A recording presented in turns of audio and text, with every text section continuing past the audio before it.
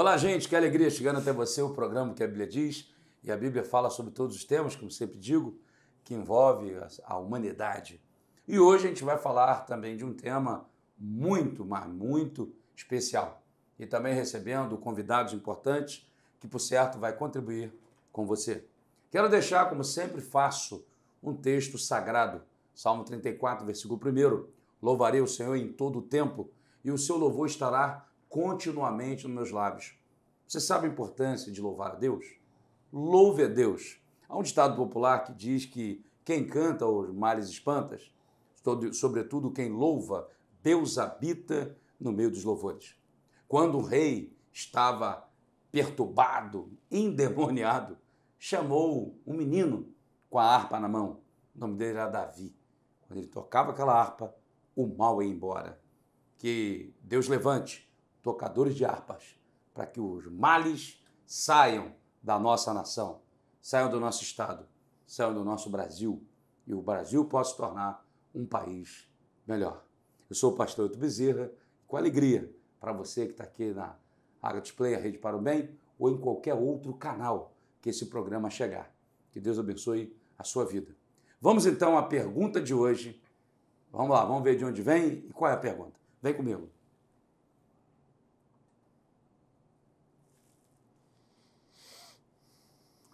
Pastor, é certo o sacerdote vender o púlpito para o político?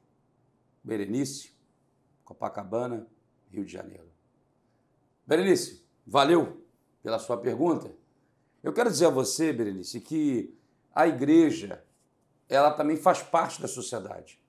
Ali dentro estão cidadãos que pagam os seus impostos.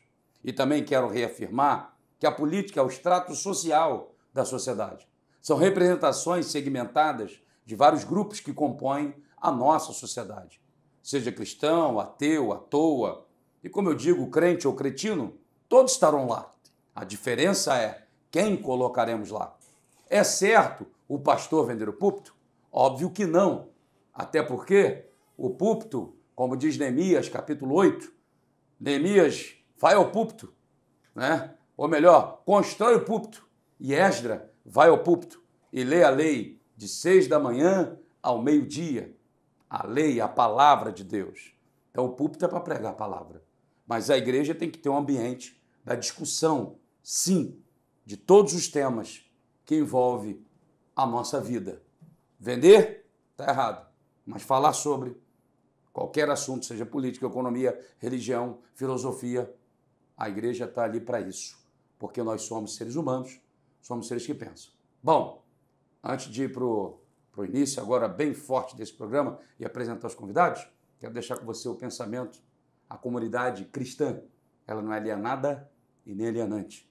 Nós somos co-participantes de todo o processo social.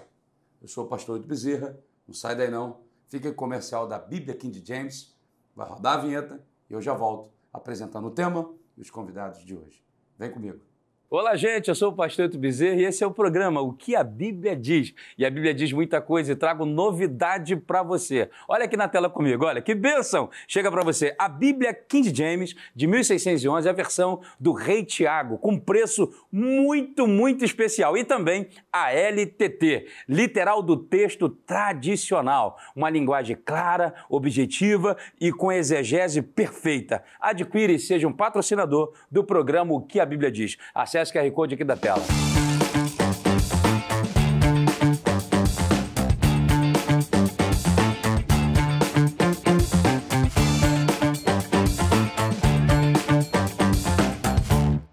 É isso aí, gente! Estamos aqui na nova jornada de gravações do programa O que a Bíblia diz. Programa que muitas personalidades já sentaram nessa mesa. Quando o estúdio era em Petrópolis, na Barra da Tijuca e em tantos outros lugares, na Baixada Fluminense, na Rede Baixada de Comunicação, na Rádio 107 FM, 97.1 FM, quando esteve presente no Canal 19 em Petrópolis, TV Vivo Imperial, Canal 2 da NET, Canal 6 da NET e tantos canais de TV que esse programa já chegou.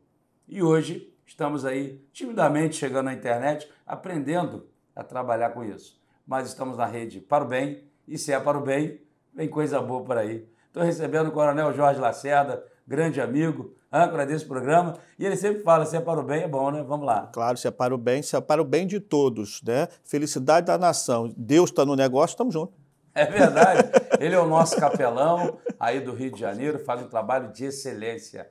E também com a gente, nos dando a honra, em um segundo programa já, da sua presença, Padre Kelmo, que é o fundador do Foro Brasil, e ele é o presidente do Foro Latino-Americano, está se expandindo para outros países.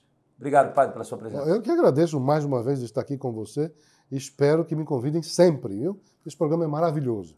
Obrigado aí. Ok. Vamos lá. O nosso tema hoje é púlpito e as eleições, porque muitos sacerdotes se envolvem com a política hoje.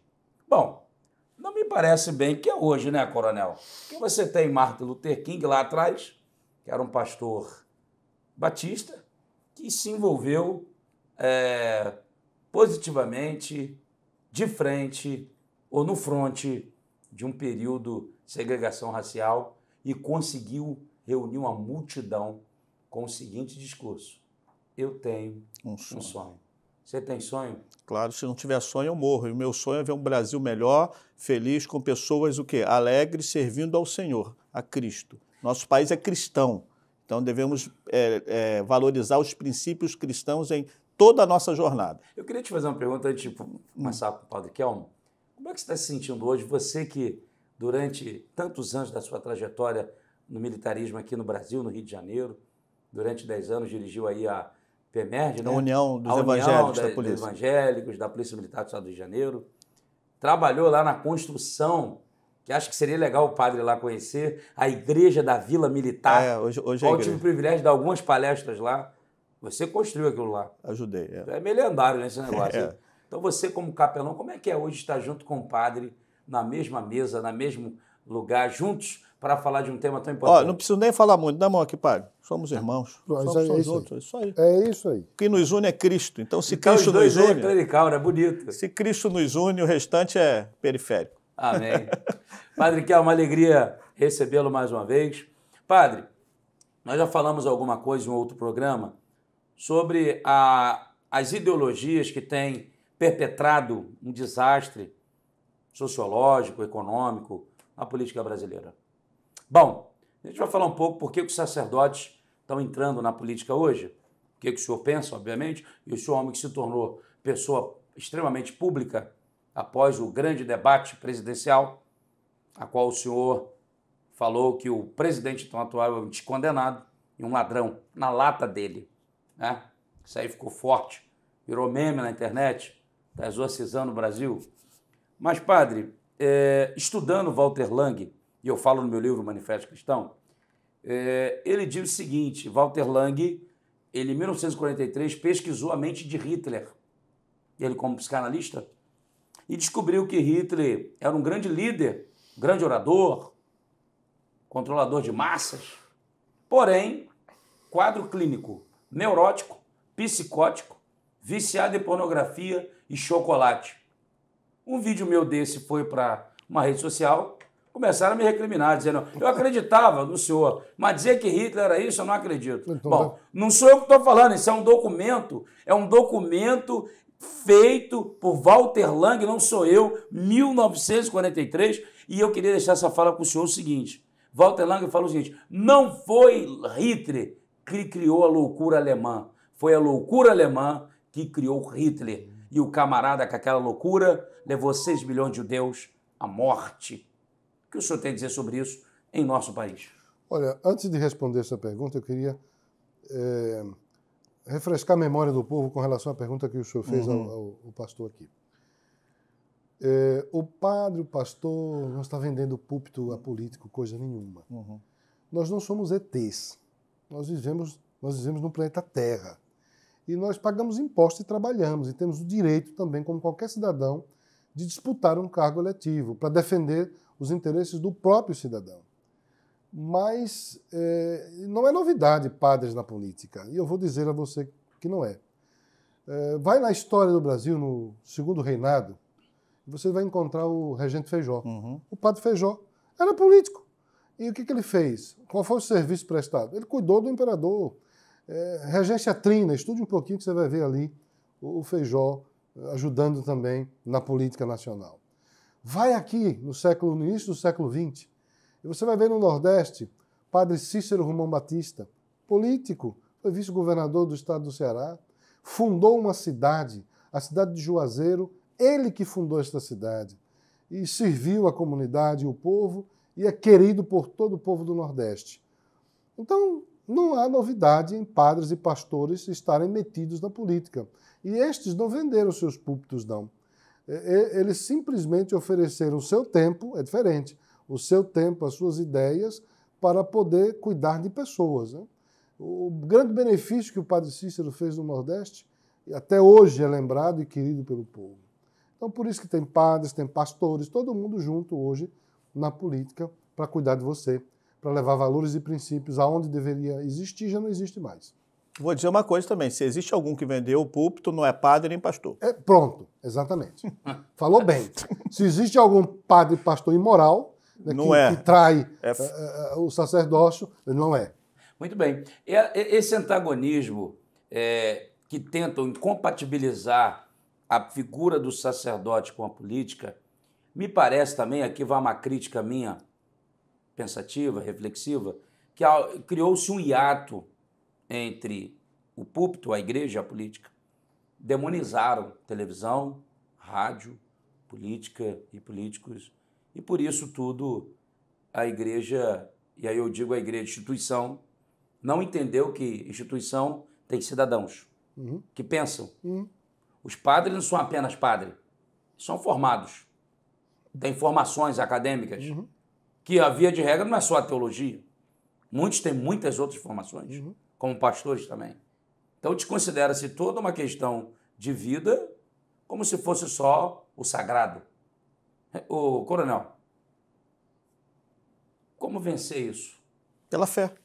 É só seguir os princípios bíblicos. A gente não pode pegar ninguém pelo pescoço e fazer com que ele mude de opinião. Mas o próprio Cristo nos ensinou que é pelo exemplo. Ele é o maior exemplo, ele é o nosso paradigma. Então devemos seguir os princípios cristãos do amor, do perdão, da misericórdia, mesmo que às vezes nós não queiramos fazer isso com os nossos oponentes. Mas o amor, a misericórdia e o perdão são princípios cristãos. Devemos respeitar, assim como eles também devem nos respeitar.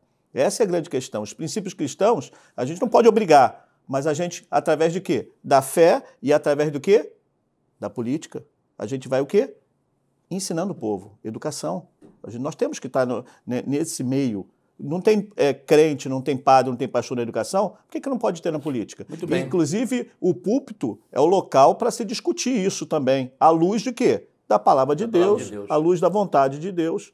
Isso é natural. Agora Padre Kelmo, a sua fala foi muito importante, bem como a do nosso capelão Coronel Jorge Lacerda.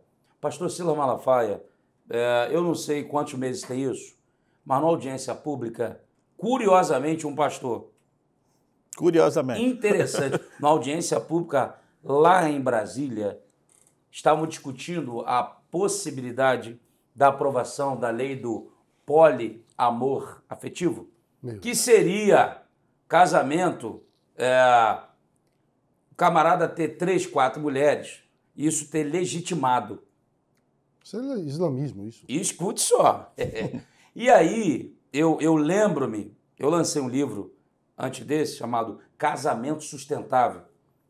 E desse livro eu falo sobre os modelos de relacionamento afetivo que os povos semitas e o povo, historicamente, vêm construindo. Mas que só tem um que veio do céu e que dá estabilidade econômica, política e social, que é o modelo monogâmico, um homem e uma mulher formando a sua prole. Porque a bigamia, a poligamia, a poliandria e a poligenia não vêm da Bíblia, apenas a monogamia. Isso foi em todos os impérios, desde egípcio, babilônico, romano, todos caíram por causa da promiscuidade. O único que conseguiu sustentar é o modelo monogâmico. E o pastor Silas falou o seguinte, e eu queria que o senhor comentasse isso, que é muito interessante. Na discussão toda lá, eu não lembro agora se era Senado ou era nos deputados, eu não lembro agora se era no Senado. Ele fala o seguinte, não há previsibilidade para direitos possessórios e para o direito ao INSS. Meu irmão, acabou com a discussão. Um pastor. Não foi um jurista, não foi ninguém do STF, foi um pastor. Quando o pastor Silas falou isso, acabou a discussão, porque não há previsibilidade na lei. Quem é que vai receber o INSS? Quem é que vai receber a pensão do 3, 4 mulheres? Como é que é isso? Como é que vai ser os direitos possessórios? Desconstruiu, hein? O que o senhor acha dentro do Foro Brasil ou do Foro Latino-Americano? O que o Foro pode fazer para infundir mais pessoas que pensem ou que possam trabalhar e ter voz, porque também tem muita gente também que não tem voz em nenhum lugar. Eu vou responder todas, mas rapidinho eu quero voltar na pergunta que você me fez anteriormente. Muito me admira que existam pessoas que ainda defendam Hitler e os pensamentos de Hitler. Tem. Alguém foi contra você para defender o Hitler? Que absurdo isso. Sim. Um cara que... Gente, o homem perfeito é só Cristo, porque é verdadeiramente homem e verdadeiramente Deus. É aquele pensamento ariano louco, né, de buscar o homem perfeito, as práticas nazistas, e vocês ainda defendem um sujeito desse. Então, bom, enfim, não tem nem o que comentar quando se fala de Hitler, de Mussolini, dessa gente. Padre, um segundo para o senhor continuar. Eu entrei na universidade aqui no Rio de Janeiro há pouco tempo e tinha vários, não é poucos não, vários. Nazistas? Vários, calma aí, vários. E vários, eu fiquei assim, no banheiro, nas salas. Tinha uma sala com luz vermelha, na Universidade Federal do Rio de Janeiro. Camisa e foto de Che Guevara, fotos do presidente Lula, Isso é e uma foto, loucura. isso na época da campanha, dentro da universidade. Eu vi. Usar uma camisa com Che Guevara no peito, pra quê? O cara era um assassino. Matou centenas de sacerdotes. E os homossexuais, sem falar? Matava os homossexuais. E aí os caras usam a camisa desse sujeito. Dentro da universidade. Pelo amor de Deus. Eu vi. É Eu uma estava loucura. lá. Bom, enfim, quanto ao casamento monogâmico. Nós cristãos, nós pregamos isso. Isso é o correto. Né? E agora, a fala, eu não sabia dessa fala do pastor Silas, não. Sim, quebrou todo mundo. A fala do Silas, ela realmente mexeu no bolso do Estado, né? O cara tem 2, 3, 4, 5 mulheres, e aí? E quer legitimar isso. Pois é. Não, de certa forma está legitimado. Por quê? A união estável. União estável. Mas vem cá, mas é uma questão... Lamentável, mas tá. Eu tive um caso... Mas lamentável. O cara pode ser casado com uma mulher, casado, Isso, e ter união estável com outra, não tem Sim, problema. Não tem. Mas pode ter mais do que isso? Pode. Se pode ter 2, pode ter 3. Então já há um furo. Tem brechas e mais brechas aí. E vai entrar na justiça e vai ganhar por causa do direito. Não tenho o que comentar, pastor. O que Só o senhor Jesus. falou já desconstruiu e calou a boca de todo mundo. Calou. Né? Então não tenho o que comentar. Agora, só aplaudir ao Silas. Amém. Agora, uma fala... Então, mas dentro assim dessa linha, qual é a sua leitura, então, por que não temos... Não temos, é quase raridade no Brasil você ter padre ou pastor que tenha fluência para fazer esse tipo, em menor escala, em grupos menores, mas que tenha um pensamento dessa linha. A grande maioria, eles mesmos são excludentes desse processo de discussão. Como é que o senhor pode desconstruir isso?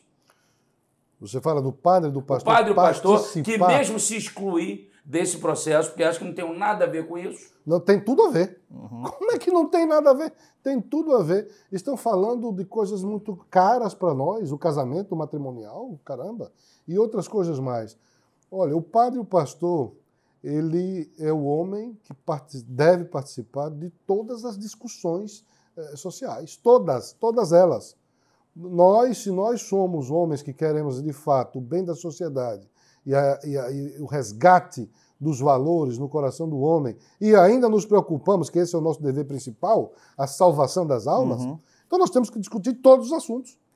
E temos que nos envolver em tudo na sociedade para purificar os ambientes que não são puros, né? Para santificar os ambientes que precisam de santificação, para exorcizar os capetas onde eles estão, tirar os demônios, né, de vários setores da sociedade.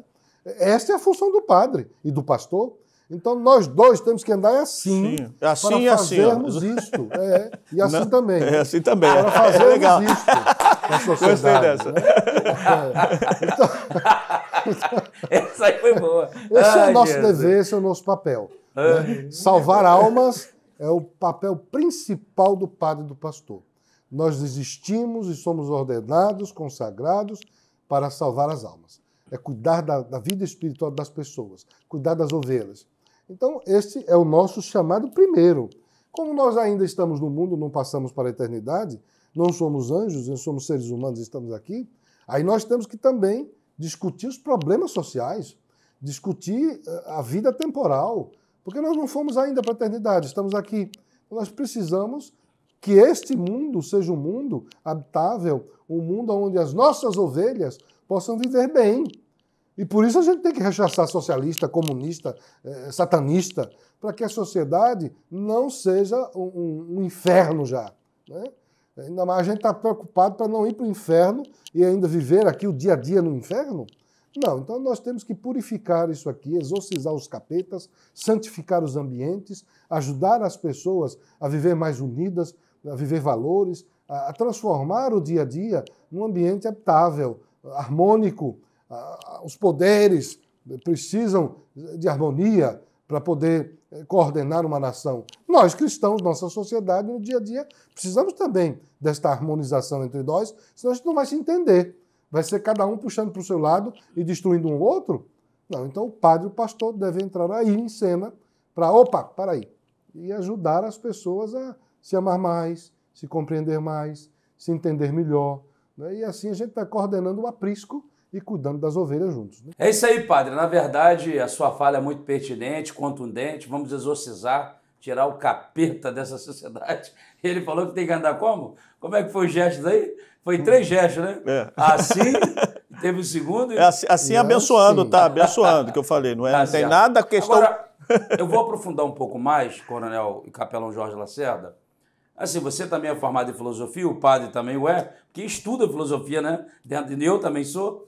Mas não é nem questão filosófica, é filosófico e histórico. Por exemplo, fazendo meia-culpa, existe também muita interpretação equivocada nesse assunto que nós estamos tratando. E eu vou abordar, vocês vão compreender facilmente.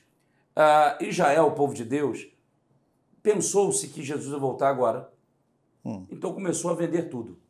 E ali começa uma interpretação equivocada, né? Ninguém tinha o que era seu, tudo era comum. Aí todo mundo quer pegar aquilo ali para dizer que aquilo ali era um socialismo. E aí, naquele pensamento plausível de Atos, capítulo 2, 3 e 4, né, a gente tem uma problemática. Qual? Eles se tornam mais pobres da Judéia. Que eles vendem tudo. Depois o apóstolo Paulo tem que fazer sua viagem e buscar nas igrejas, principalmente ele passa na Macedônia, ele passa em Corinto, e ele até chega a dizer, lá na primeira carta dos Coríntios, capítulo 16, no verso 1, separa no primeiro dia da semana, porque eles se tornaram os mais pobres da Judéia, padre, porque pegaram tudo, viveram aquele momento que não tem nada a ver com essa interpretação socialista comunista de hoje, mas alguns tentam utilizar-se daquilo, né? É como eu disse, né? O que é mais importante? Pega a foto de um menino africano esquelético e pega a foto de um templo suntuoso. O que é mais importante? Então, o que dizer sobre isso? Bom, eu vou aprofundar um pouquinho mais, né? Porque Deus é atemporal, ele é eterno. Nós estamos dentro do tempo, Cronos. Então, nós temos início e fim. Para Deus tem início e fim? Então, Cristo já voltou. Ok. Então, é plausível a gente viver uma vida dedicada ao Senhor, para servir ao Senhor e ao próximo de maneira completa, porque ele já voltou. Okay. Independente de mim, ele já voltou, porque não é eterno. Então a palavra, quando Cristo veio a esse mundo, ele já voltou do ponto de vista de Deus. Agora nós somos cronológicos, nós temos início, meio e fim. O tempo, nós estamos dentro do tempo. Deus ele é atemporal. Então Deus já determinou, já aconteceu. Okay. Já aconteceu. Então é plausível que pela fé nós vivamos. E para que precisamos nos prender a esse mundo? É por isso que muito esse pensamento fez com que a igreja, né, eu estou falando principalmente das igrejas evangélicas, inicialmente não se envolvesse com nenhuma questão política. Entendi. É só o céu, mas só que nós vivemos aqui na Terra. Entendeu? Nós não estamos lá. Eu acabei de dizer isso. É isso aí. Eu entendi. Entendeu, padre, a minha Sim, fala? Claro. Então esse equívoco histórico, interpretativo, fez com que alguns se aproveitassem e colocassem uma pecha em nós. E aí eu concordo com ele que a igreja evangélica, eu acho que ela se alienou um pouco desse processo. Demorou. Agora que está começando. Já acordou, né? Já acordou. Vamos para frente. Então, padre, eu quero falar o seguinte. Mediante a sua exposição política no Brasil, eu acredito que isso tem despertado todas as pessoas para entender essa dificuldade. O senhor vem da Bahia, então você vai no Nordeste, você vê muitos lugares precários. Você vê lugar que não tem água. É escravização ideológica. Isso. Ali é uma coisa doentia até. Doentia. Meu Deus. O governador do estado da Bahia, e aqui eu vou falar o nome dele, Jerônimo. Né? O governador do estado da Bahia abriu a boca há 2 semanas atrás para dizer publicamente, está no YouTube, pesquisem. Nós somos um governo socialista e comunista, com orgulho. Dizendo isso no meio do povo. Quer dizer, está exaltando o quê? A tragédia? A morte? O roubo? A mentira? A manipulação? Porque é isso que é o socialismo. Se nós formos olhar o histórico, puxa a ficha corrida do socialismo no mundo, e você vai ver o que eles fizeram. E aí o governador do estado abre a boca para dizer isto. Enquanto o estado da Bahia hoje, 1.800.000 de desempregados na capital de Salvador, uma capital com 3 milhões, mais da metade não tem emprego, subemprego. 2,5 milhões de baianos vivem de bolsa isso, bolsa aquilo. O analfabetismo gigantesco. As escolas, a educação na Bahia, hoje, ela é a pior do país. Perdia, acho que para o Maranhão, agora ganhei do Maranhão. Então, nós estamos vendo um estado em decadência. A segurança pública na Bahia é uma vergonha. E eu digo, as pessoas que não visitem Salvador por enquanto. Enquanto este governador, esta esquerda estiver no poder, não visitem, senão você pode ter seu celular roubado a qualquer instante, você pode ser assaltado em qualquer minuto, porque ele não investe na política de segurança pública, não investe na polícia, não trata os policiais como deveria, não tem uma estrutura, uma infraestrutura policial adequada para as necessidades. O narcotráfico crescendo ali no estado. Então, não vão à Bahia. Enquanto existir essa esquerda ali dominando, fujam da Bahia se você quer viver. Um baiano dizer isso dói, mas é verdade. E o pior, manipulam as pessoas com aquilo que nós ouvimos nesse instante, dando migalhas, e o povo ainda aplaude, achando que está recebendo algum benefício. Então, a manipulação ideológica na Bahia é muito grande, as pessoas precisam se libertar, mas a libertação ali vai custar muito esforço de pessoas como o senhor e como eu, do Foro do Brasil, para levar o conhecimento, porque é a cultura que vai libertar. Porque o problema do Brasil é cultural. Nosso problema é cultural. O engraçado é que Antônio Gramsci, que ele falou o seguinte... Gramsci invadiu... não é com as armas, agora é com a ideologia. Com a ideologia. Gramsci destruiu as sociedades. Existe o comunismo antes dele e depois dele. Antes dele era na bala, né? Depois dele é aqui, ó, no cérebro, na cultura. Então, a Bahia está agonizando, está na UTI, precisando de socorro. Os políticos baianos que representam a Bahia, como os senadores que estão representando a Bahia e deputados, a maioria de esquerda, né, são mais de 20 anos que eles dominam aquele estado e pelos frutos você percebe a ação desses governos, destruição total, semelhante à Venezuela. Né? Daqui a pouco vocês vão ver a migração aí, os baianos todos saindo do seu estado porque não conseguem mais viver. É triste, mas essa é a real. Esperamos que os baianos agora, nessas eleições municipais, façam o dever de casa e rechacem todos os esquerdistas e não votem em ninguém que pertence a partido de esquerda, para a gente começar a mudar o estado da Bahia a partir da base dos municípios. Né? Esse é o recado. Ok, é isso aí. Estamos aqui recebendo o Padre Kelmo e também o capelão, Coronel Jorge Lacerda. Não sai daí não, eu já volto, vem o próximo bloco do programa que a Bíblia diz. Fica aí com a Bíblia King James, eu já volto. Olá, gente, eu sou o pastor Eto Bezerra e esse é o programa O que a Bíblia diz. E a Bíblia diz muita coisa e trago novidade para você. Olha aqui na tela comigo, olha, que bênção! Chega para você a Bíblia King James de 1611, a versão do Rei Tiago, com preço muito, muito especial. E também a LTT, literal do texto tradicional. Uma linguagem clara, objetiva e com exegese perfeita. Adquire e seja um patrocinador do programa O que a Bíblia diz. Acesse o QR Code aqui da tela.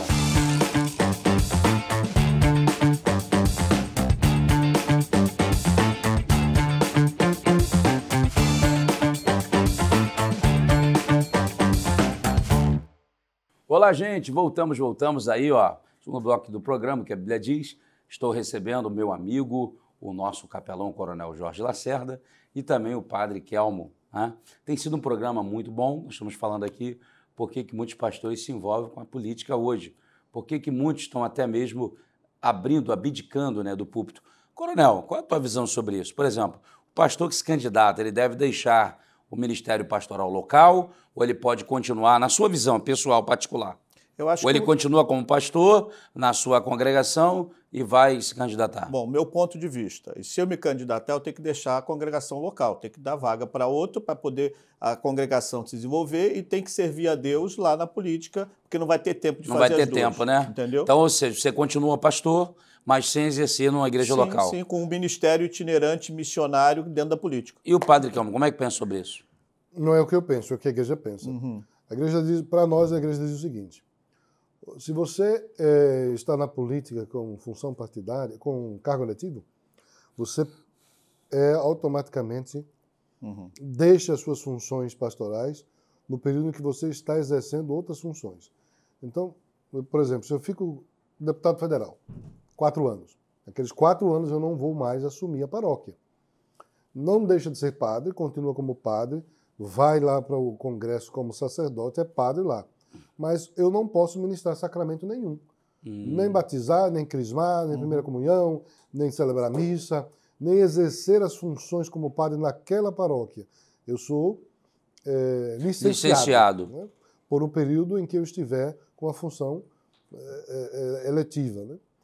Eu acho isso extremamente certo, porque você não tem como dar conta, como falou o pastor, você não vai dar conta do serviço pastoral e do serviço político partidário, porque você não vai agradar nenhum nem outro. Você não vai ter tempo para isso. Padre Kelmo, o que o levou, o irmão, a candidatar-se à presidência da República? O que foi isso? Como que isso aconteceu? Não me levou, me levaram. Como foi isso? Roberto Jefferson é o nome dele. Conheço. Já ouviu falar? Sim.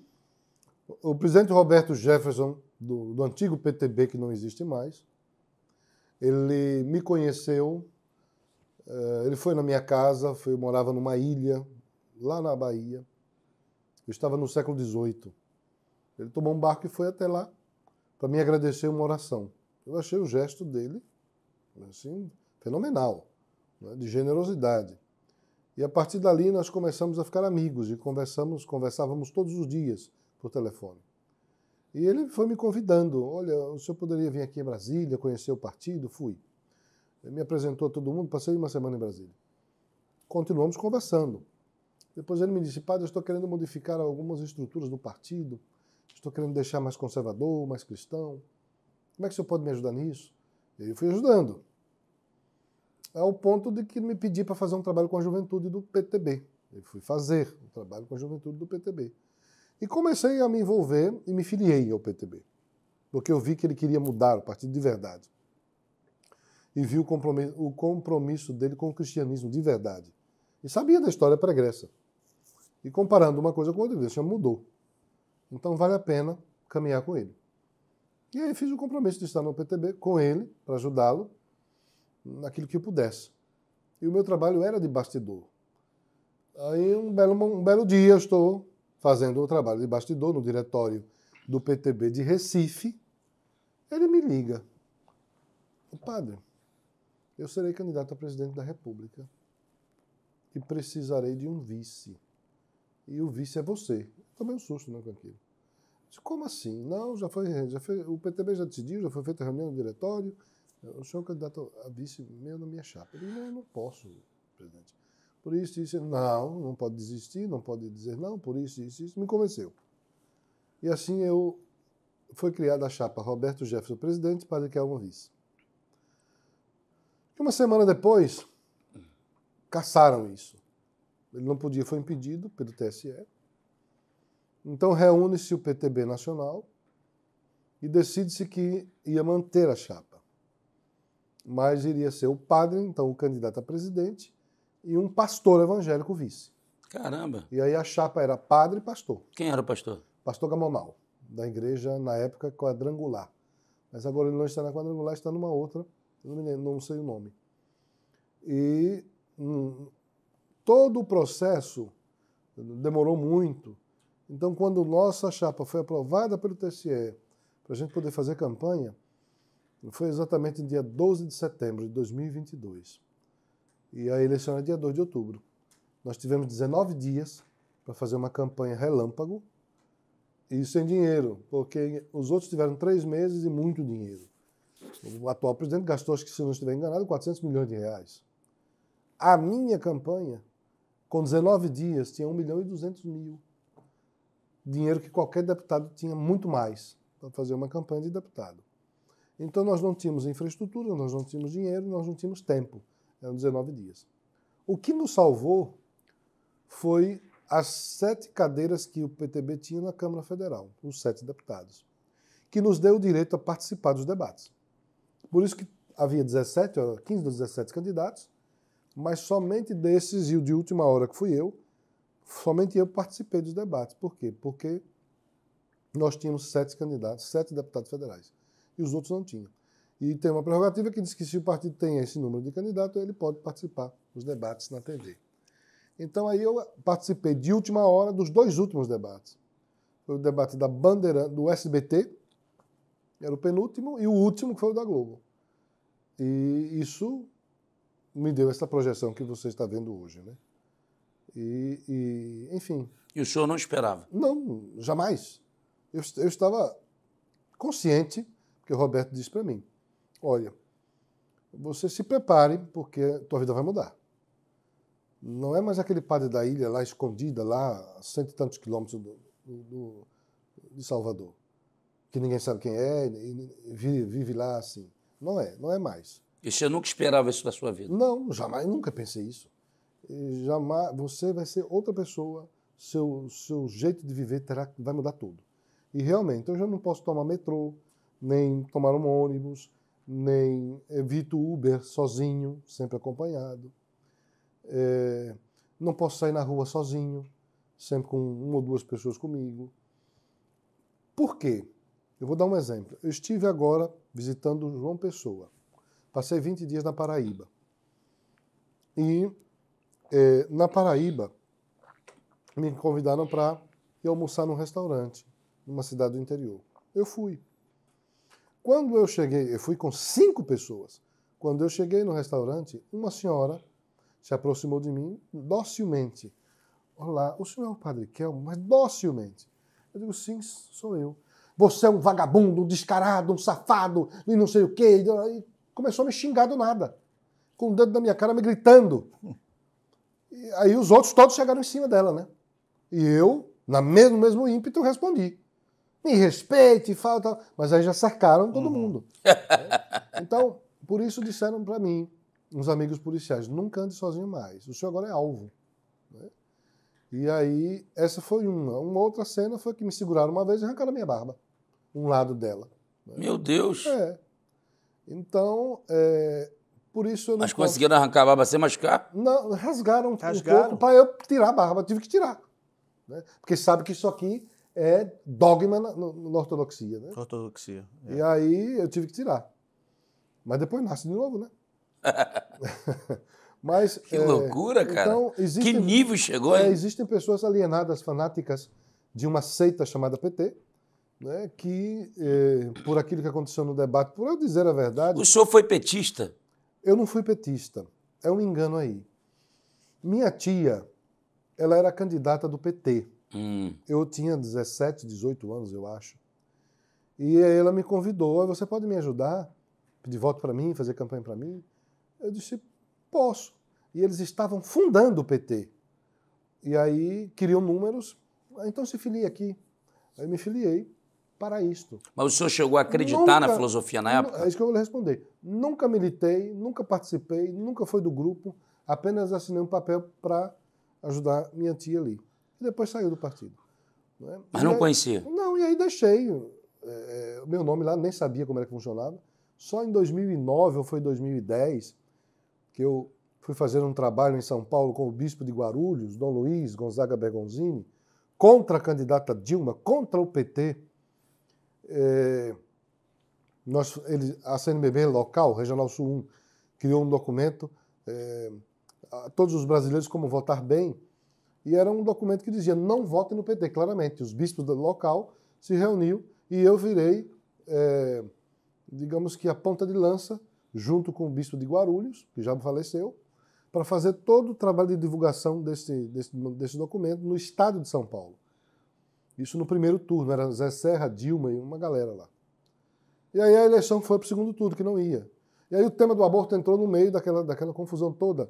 Né? Dilma começou a dizer que não era abortista, Serra começou a falar. Então o aborto entrou no tema daquela eleição de 2010 por conta dessa ação que fizemos em São Paulo, que levou a eleição para o segundo turno.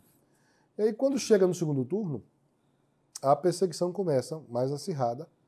E aí os bispos se reúnem e dizem que é para a gente agora aumentar o trabalho. E aí o trabalho foi feito nacionalmente. Mas enfim, eles ganharam a eleição. O engraçado é que nessa época o pastor Pascoal Piragini, então pastor presidente da Primeira Igreja Batista de Curitiba, que hoje é o atual presidente da Convenção Batista Brasileira, ele fez um vídeo.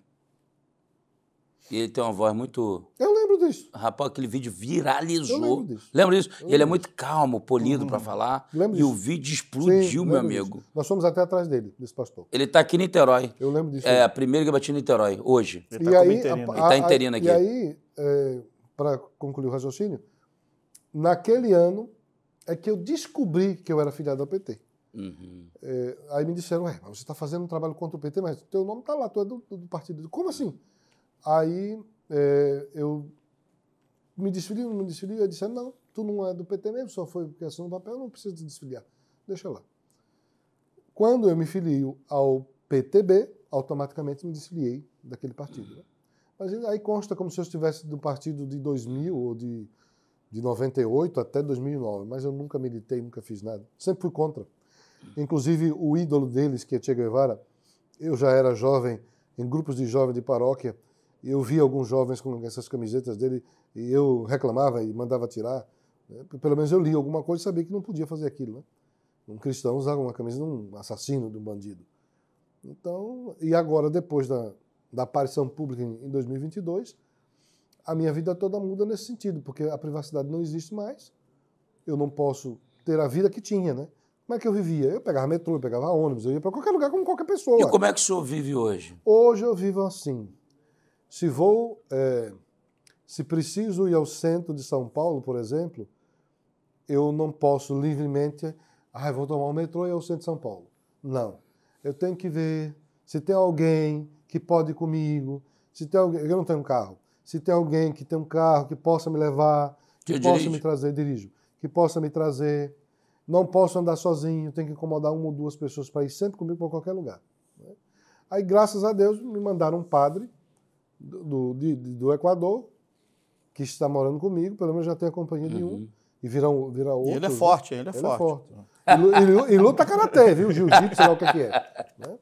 Então,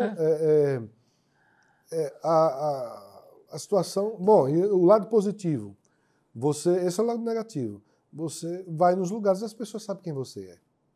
Não que isso te encha de ego, não é isso. É que você chega e é tratado com carinho.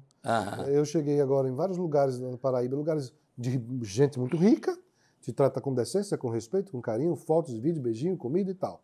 Lugares de gente pobre, te trata com beijinho, abraço, sente aqui, divida comigo a minha comida. Então, é uma maravilha. Você tem essa experiência de estar com os menos favorecidos, os mais favorecidos, que te tratam com o mesmo carinho, com o mesmo respeito, com a mesma atenção. Eu acho que nesse programa nasceu mais um meme, né? Que ele falou, vai assim, aí tem outro e vai assim. Não, assim é para abençoar, assim é para rezar e assim é para excomungar, exorcizar. Vamos fazer isso aí contigo, então. Vamos fazer isso aí. Ai, meu Deus. Tá certo, que história tremenda. Esse pastor gosta, viu? Gosta. Gosta da polêmica. Mas essa foi boa. Mas vamos lá, Jorge Lacerda, depois de toda essa história linda aí que acabamos de ouvir, né? Como é que é a vida, né? Como é que Deus tira o homem do sagrado, não que ele tenha saído do sagrado e foi para o profano, não é isso, mas o tira do sacerdócio, da militância da paróquia para ir para a política. Que interessante, né? É coisa de Deus. Deus faz isso mesmo. Não era o que ele queria, Deus foi encaminhando até o ponto de falar assim, é isso que eu quero. Então a gente tem que seguir. Quando Deus fala e a gente ouve, se não obedecer, tá maluco. Ok. Então, E aí me fez fundar o Foro do Brasil, tem mais essa. Né? Olha só. No Ok. Congresso Nacional. Então, nós vamos E eu agora... acho que vem mais coisa ainda, hein? Ok, Deus nós ainda vamos vai a levar breve mais intervalo, eu já termino então no último bloco agora, final, apenas 10 minutos de programa, não sai daí não, que eu já volto. Olá, gente, eu sou o pastor Eto Bezerra e esse é o programa O que a Bíblia Diz. E a Bíblia diz muita coisa e trago novidade para você. Olha aqui na tela comigo, olha, que bênção! Chega para você a Bíblia King James, de 1611, a versão do Rei Tiago, com preço muito especial. E também a LTT, literal do texto tradicional. Uma linguagem clara, objetiva e com exegese perfeita. Adquire e seja um patrocinador do programa O que a Bíblia Diz. Acesse o QR Code aqui da tela.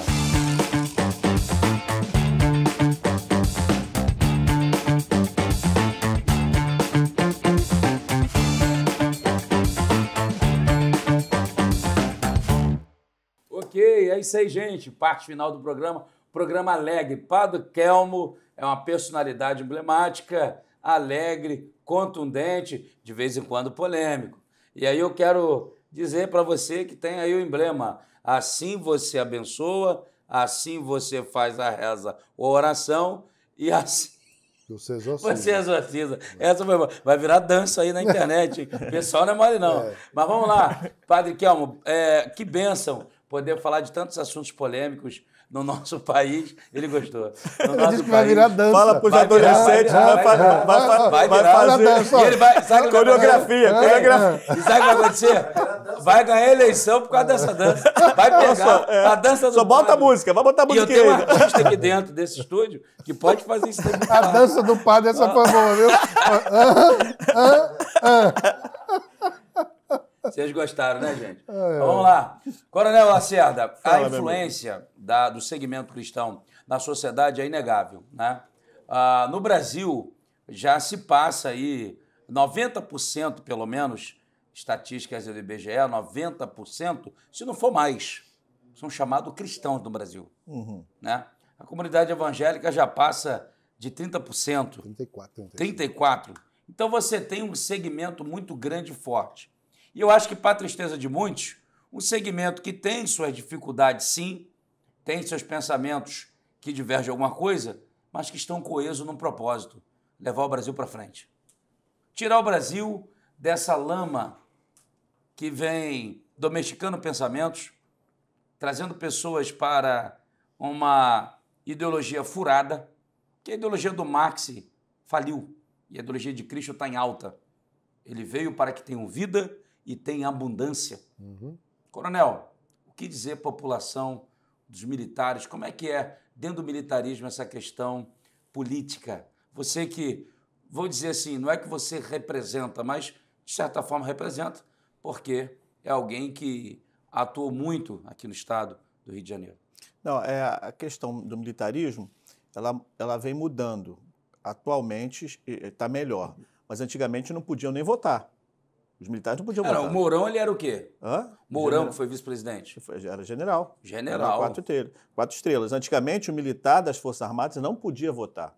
E, rapidinho, eu estou fazendo essa pergunta porque quando o Bolsonaro é eleito presidente, ele é capitão, e coloca como vice um general, e coloca na sua patente, inclusive aquele que era lá da Vila Militar, eu esqueci, ele foi ministro, né? Aquele carequinho, aquele senhor. Sim. Qual o nome dele? Ele foi, esqueci o nome dele. Pazuello? Não, o outro general que foi de Relações Públicas no início. Isso, esqueci. O general Heleno. Não, e tem um outro, aquele que era da Igreja da Vila Militar? Sim. Que era porta-voz? Isso. Era um cara, esqueci o nome dele. Eu não lembro o nome Ele, dele. inclusive, é crente da Igreja Presbiteriana, um camarada sério, um homem honrado. Eu tive com ele quando estava aqui na Vila Então, mas Militar. aí houve, nessa época histórica, eu queria saber o posicionamento do padre teu, porque houve uma crítica muito grande, né?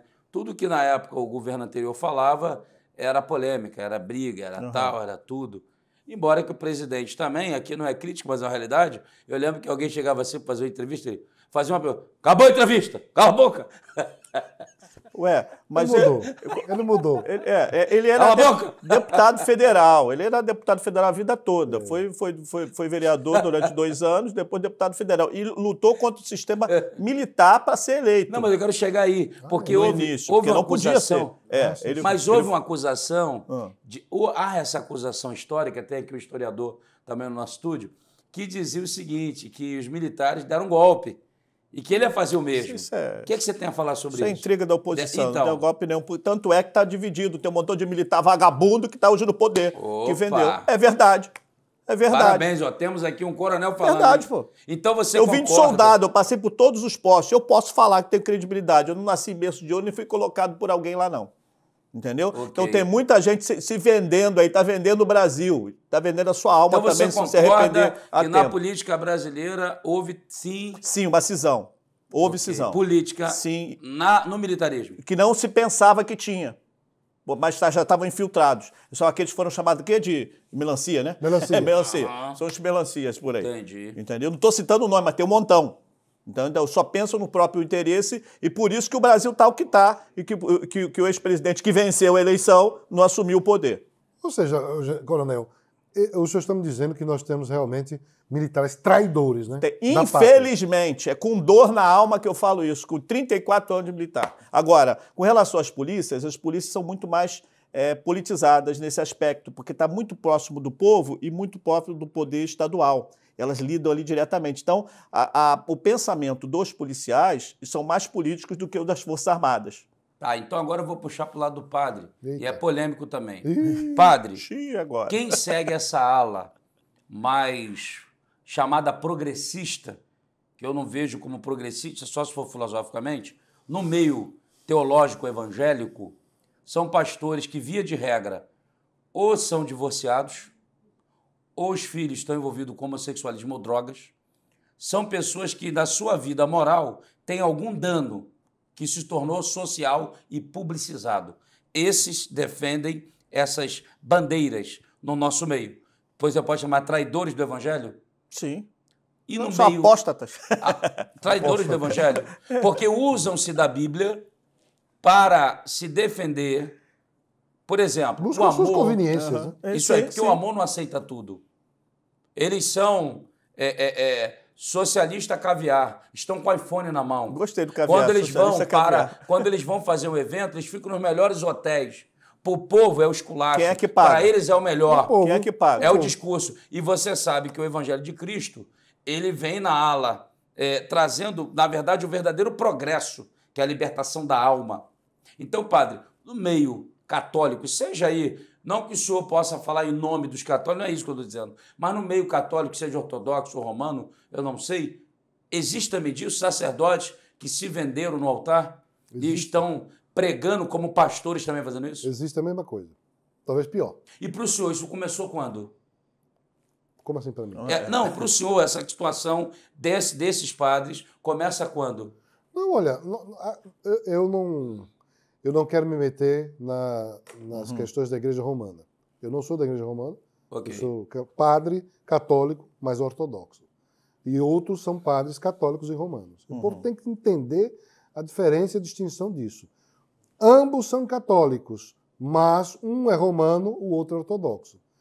Então, na Igreja Romana, começa lá Leonardo Boff, Frei Beto, essa gente toda aí são os infiltrados da esquerda, do pensamento gramscista, e aí eles começam a levar para dentro das comunidades, junto a um partido político, essas ideologias todas. E criam as comunidades eclesiais de base, as SEBs. Eu conheci muito bem as SEBs. E aí, padres começam, porque eu vou dizer uma coisa que eu fiz e vi. Eu vi. Padres começam a se dedicar a movimentos tais como o MST. Padres que se dedicavam a estar nos acampamentos do MST, ministrando sacramentos, missas e tudo mais. Só que mudando até muita coisa, né? Deixando a coisa muito mais, talvez até herética. Né? Então, isso foi corroendo por dentro da igreja. É aí que entra a fase do Papa Paulo VI. A fumaça de Satanás entrou dentro da igreja para corroer. Então, a teologia da libertação é esse grande câncer que entra dentro da igreja, como uma fumaça de Satanás para corroer, né, dentro da igreja, o valor do sagrado. E começa aí o profano tomar conta da vida dos padres, dos clérigos, e aí a modificar muita coisa na igreja. Mas não vai vencer, né? A gente sabe que não vai. Amém. Mas faz um estrago grande, fez. Né? Mas, graças a Deus, há uns 20 anos para cá, eu lembro quando eu entrei no seminário, em 2000, a gente estava começando o auge da mudança. Muitos jovens entrando no seminário, muitos jovens voltando a usar roupa clerical, muitos jovens usando batina novamente, porque antes disso, década de 60, 70, 80 e 90, os padres arrancaram os hábitos, as batinas e tudo, e as roupas clericais, e usavam roupinhas como qualquer pessoa, para dizer, o discurso era esse, a roupa clerical nos afasta do povo, nós temos que estar com o povo, igual a eles. É tão analfabeto quem pensa assim, porque as pessoas, elas precisam de alguém, de visualizar, de ver o distintivo de alguém diferente, não melhor, mas alguém que te ofereça algo que eles buscam. Você passa 10, 12, 15 anos no seminário estudando. Para quê? Para depois se esconder numa roupa comum a todo mundo e não ser visto? Não, eu quero ser visto, porque eu quero dedicar os meus 15 anos de dedicação em estudos ao outro. E o outro precisa me ver. Precisa saber, olha, ali é um padre. E nele, que é um padre, eu vou buscar o que eu preciso. Eu preciso me confessar. Eu vou buscar quem? O jegue, um cavalo, um jumento para me confessar? Não, eu vou buscar um padre. E aí, então, se me vê andando na rua de batina, ou assim como eu estou de roupa clerical, as pessoas vão dizer, vão se identificar, poxa, eu estou tão sofrido, eu preciso de uma oração agora, mas eu não acho um padre. Aí ele olha na multidão, tem ali um homem de preto. Então, padre, venha cá. O senhor pode me ouvir aqui? Eu queria me matar ontem, mas o senhor poderia me dizer alguma coisa? Eu estou pensando em me matar agora. E aí o padre para, ouve, em qualquer, pode estar fazendo o que for, para, ouve e salva uma alma. O camarada nunca mais se confessou. Isso aconteceu comigo. Aí vê você passando de batina na rua, por exemplo, em São Paulo. Eu moro em São Paulo. O semáforo é assim, né? Uhum. Você fechou, junta ali. 1000 pessoas. Abriu, 1000 pessoas caminhando. Uma vez aconteceu isso comigo. Fechou o semáforo, eu estou batendo no meio do povo. Abriu, saí caminhando. Quando eu estou descendo ali, na lateral da Catedral da Sé, uma senhora me chama. Padre, padre, padre. Eu olhei para trás, fui atender. A mulher precisava de se confessar. Queria se confessar. Eu digo, minha senhora, vamos aqui. Trouxe a mulher para um lugar mais reservado e atendi a condição da mulher no meio da rua. Então, eu estou vivendo o sacerdócio em todos os lugares, em todos os momentos, em qualquer ambiente que houver a necessidade, a oportunidade de ministrar os sacramentos, porque essa é a função do padre. Ministrar os sacramentos, salvar as almas das pessoas e encaminhá-las para o Cristo. Então, a teologia da libertação veio para dizer que, não, isso é besteira. Simploriamente, o que eu estou dizendo. Sim. Não, isso é besteira. Sim. Não, nós temos que vestir uma camiseta, usar calça jeans, terninho. Tira esse negócio de coisa clerical, joga isso para lá. Para que isso? Joga não. Pois é. Você tira essas batinas. Esse negócio preto aí afasta o povo. Mentira! Mentiram para vocês o tempo todo. O povo quer o padre de batina, o povo quer o padre com cruz no pescoço, o povo quer o padre de preto, usando clerical, porque nós não podemos nos esconder. Eu só posso entrar aonde a minha batina me permite entrar. Eu só posso entrar onde a minha roupa clerical me permite entrar. Quando você não está assim, então aí você usa de subterfúgio até para fazer sacanagem, como muitos padres fazem. Isso acontece? Como muitos padres fazem. Não vou usar batina porque eu vou ficar igual o povo para aprontar. Né? Porque aí ninguém vai saber, ninguém vai ver. Um padre de batina jamais vai entrar na porta de um bar, porque vai virar escândalo. Um padre de batina jamais vai para a porta de vai entrar num prostíbulo, porque vira escândalo. Um padre de batina jamais vai para um motel se encontrar com um homem ou com mulher, porque vira escândalo. Então a batina santifica o padre, porque ajuda ele a tomar consciência de que ele não pode fazer muito certas coisas. Padre, que é um... De que ele é um homem de Deus. Amém. E de que ele morreu para o mundo para viver para o Cristo e servir ao outro. A batina é uma mortalha, que o homem que veste é um homem que está ali, mas está morto para o mundo, mas está vivo para Deus, para servir a ele nas pessoas que estão no mundo. Essa é a função do padre, essa é a função da batina. Então, padre que não usa batina, desconfie, viu? Desconfie. Então o padre massacou os padres. Não, eu estou falando a verdade. Não. Eu estou falando a verdade. Não, e todo verdade, padre verdade. que estuda, todo padre que sabe que eu estou falando a verdade. Dom Henrique, um bispo maravilhoso que morreu na Covid, falava isso, né? Nós temos que voltar a usar batina, todos os padres de batina, todos os padres de roupa clerical, todos os religiosos com seus hábitos, porque isso é o nosso distintivo. Nós fizemos uma opção de consagrar a nossa vida a Deus para sempre. Por que se esconder? Não temos que nos esconder. Nós temos que nos expor e defender o povo, defender o cristianismo, defender o Cristo e trabalhar com os pastores, viu? Claro. Tem que trabalhar com o pastor unido a eles, para que nós defendamos a sociedade. E se o pastor souber da história igual a clerical, também usa. Pois é. Porque exatamente, não sabe. Eu quero parabenizar o padre Kelmo por essa palavra expositiva e que também o coronel, porque ambos falaram dos seus mundos reais e não simbólico, mas verdadeiro, porque tem gente que está no mundo da maionese, né? No mundo da fantasia, e a gente está no mundo de realidade. Então, na verdade, a gente percebe que é o que eu falo no livro, né? É o antissistema religioso. Tudo que tem anticristo. Muita gente está procurando a besta. Só que, na verdade, eu digo o seguinte, que o antissistema religioso, na verdade, esse sistema anticristão, ele, antes de ser uma pessoa, ele é uma posição antagônica a Cristo. Então, tudo aquilo que vem antagonicamente a Cristo... É de Satanás. É de Satanás. E é isso que o padre colocou em minúcias, ou seja, lá na sua visão sacerdotal, o padre que tira a roupa, e foi através dessa teologia libertina que começou-se, e no meio evangélico não foi diferente. Não falando da roupa, mas falando de outros modelos sociais, econômicos, na verdade com mentira. Porque eu lembro que criaram no nosso meio, teve lá o Pacto de Lausanne, Billy Graham estava lá, que a ideia era o evangelho para o homem todo, para o homem inteiro. Todavia, pegaram aquilo e deturparam, assim como fizeram com o padre, deturparam.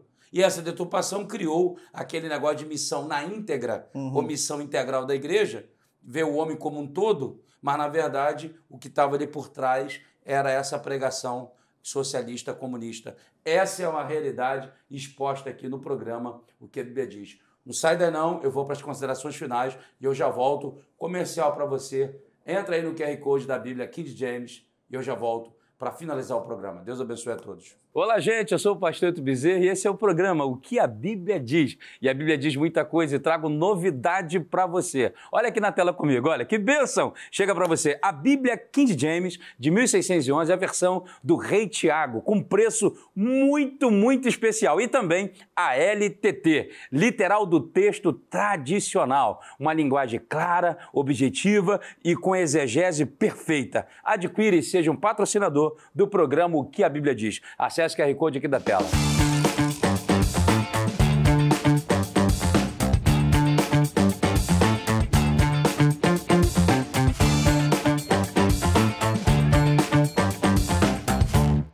É isso aí, gente. Finalzinho do programa. Eu quero agradecer muito ao meu amigo Coronel, Capelão Jorge Lacerda. Gostou do programa? Excelente, maravilhoso. Rapaz, eu acho que foi um descortinar e foi uma libertação de alma para poder falar verdades que as pessoas precisam ouvir e não o que elas querem ouvir. Obrigado pela sua presença, Coronel. A alegria é minha e, olha, você tem que se posicionar. Ou você é de Jesus ou não é. Isso. Ou você segue uma ideologia qualquer ou segue a Cristo, que Ele é o nosso caminho, Ele é a verdade, Ele é a vida. Sua rede social? Capelão Jorge Lacerda, @Capelão Jorge Lacerda no meu Instagram, você me encontra lá. Beleza. Deus te abençoe. Vai voltar com as lives? Se Deus permitir, estamos voltando aí daqui a pouco. Querido Padre Cleomo, obrigado pela sua presença. agradeço. O homem que exorcizou o Brasil. Eu exorcizei o Brasil, não, eu exorcizei Lula. O Brasil não. O Lula ficou furioso. Você veio da onde, ele? Da igreja? Que igreja, rapaz? Até isso ele não sabe. De onde é que vem os padres? Né? Verdade, não sabe de nada. Meu Deus. Padre Cleomo, obrigado pela sua presença. Eu que agradeço a cidade do Rio de Janeiro. Sou apaixonado por essa cidade, viu? E vou morar aqui, viu? Vocês, logo eu estou morando aqui, arrumando as minhas malinhas para vir para esse estado, viu? Mas agradeço a você, pastor, a Ailton, e a oportunidade de poder falar aqui o que a gente pensa, o que a gente está fazendo, o que a gente quer fazer e convidar você para me seguir. As minhas redes sociais, @PE de Padre, Kelmon, KELMON, no Instagram. E o Foro do Brasil, Foro do Brasil Oficial. Sigam-nos nestas redes sociais e vamos falar de tantas coisas boas que a gente precisa compartilhar. Deus abençoe o povo do Rio, Deus abençoe você e me convido novamente, viu? Gostei. Gostei muito do programa. Obrigado, pastor. Obrigado, Padre Kelmo. Gente, é alegria ter você comigo. Eu sou o pastor Hélio Bezerra e foi muito bom mesmo. E você ficou aí com a dança do padre. Vamos terminar fazendo? Como é que é, padre? Vamos lá. Assim. Para abençoar é assim. Para rezar é assim. E exorcizar é assim. Então é assim, assim. Garoto! Assim. Valeu, gente! Ainda pode botar mais uma. Pois é. Obrigado, Deus abençoe a todos. Olá, gente, eu sou o pastor Hélio Bezerra e esse é o programa O que a Bíblia Diz. E a Bíblia diz muita coisa e trago novidade para você. Olha aqui na tela comigo, olha, que bênção! Chega para você a Bíblia King James, de 1611, a versão do Rei Tiago, com preço muito, muito especial. E também a LTT, literal do texto tradicional. Uma linguagem clara, objetiva e com exegese perfeita. Adquire e seja um patrocinador do programa O que a Bíblia Diz. Acesse o QR Code aqui da tela.